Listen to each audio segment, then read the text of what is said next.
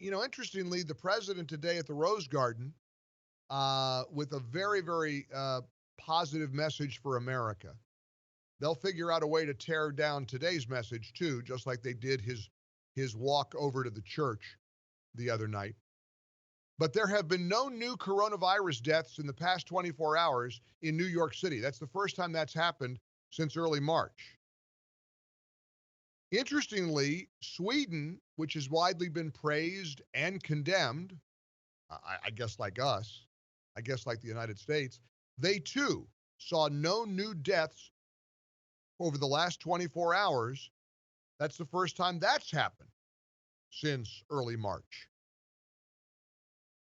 The May jobs report was released today with a big reminder about the strength of our economy and how our foundation really prevented more catastrophe than we've already had. I never thought I'd ever be celebrating an unemployment rate of 13.3%, but the experts said it would be near 20% at this point.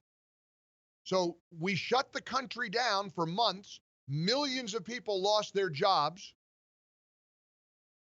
Many, many businesses have closed for good.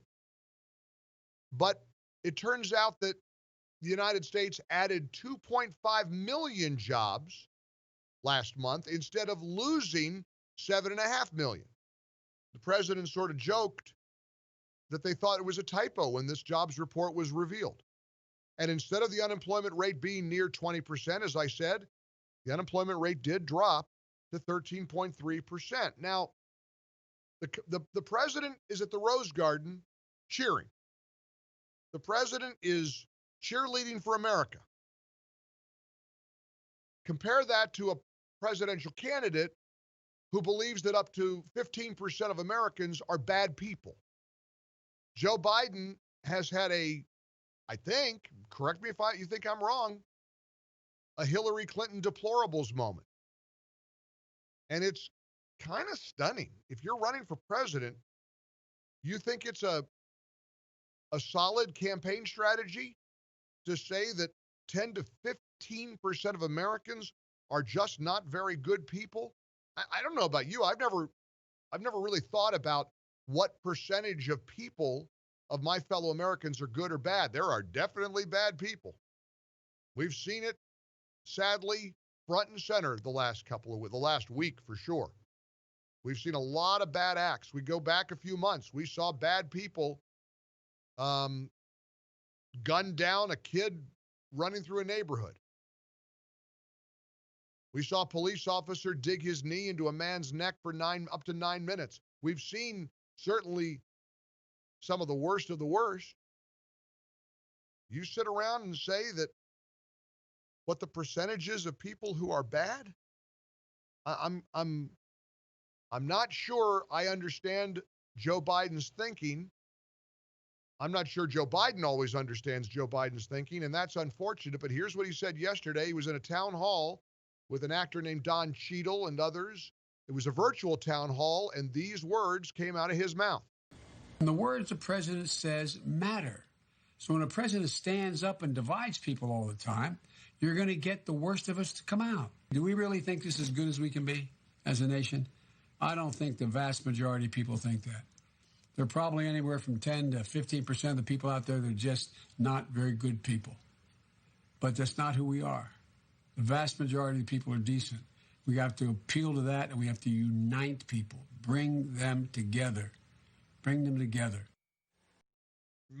Am I overstating the stunningly bad message that delivers to the United States at a time like this?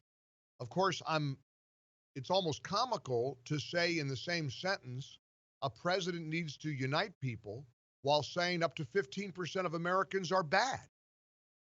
But maybe it doesn't bother you. I don't know. But I will ask you to compare what former Vice President Biden said to what today's message was from the President of the United States, standing in front of the White House with his team of advisors and the Vice President around him. Here was the President's message about this jobs report and the economic news that was delivered today by the Labor Department. But this is outstanding what's happened today. Now, they thought the number would be a loss of 9 million jobs, and it was a gain of almost 3 million jobs. Nobody's ever seen anything. I think it was incredible in a couple of ways. Number one, the numbers are great, and this leads us on to a long period of growth. We'll go back to having the greatest economy anywhere in the world, nothing close. And I think we're going to have a very good upcoming few months. I think you're going to have a very good August, very good July, but a spectacular, maybe spectacular September, but a spectacular October, November, December, and next year is going to be one of the best years we've ever had economically. Wow. That's a tale of two men, right? A tale of a guy who wants to be the next president. And incidentally, a quick note about the political decision that Joe Biden has to make. There's no way he doesn't pick a female vice presidential running mate. And now I think with the protests and the dialogue and the heightened awareness of police community relations over the death of George Floyd, I find it virtually impossible that he doesn't pick a woman of color. He's going to pick an African-American woman to be his vice presidential running mate, which of course leaves him with Stacey Abrams, maybe Kamala Harris, maybe Val Demings, maybe Keisha Lance Bottoms. I don't know. He's going to pick a black woman to be his running mate based on the things he has said. If he veers from that path, he doesn't stand any chance whatsoever. At least that's the way I see it. We got a lot to cover this hour. We made it to Friday, and there is some good news, and there's hope and inspiration delivered emphatically by the brother of George Floyd yesterday at his brother's memorial service. And I got some big questions about protesters, unity, people shoulder to shoulder, and coronavirus. Is that story gone, or is it just on the back burner? We're in the ReliefFactor.com studios. Here's our number, 1-800-655-MIKE, 800-655-6453. I hope you join us.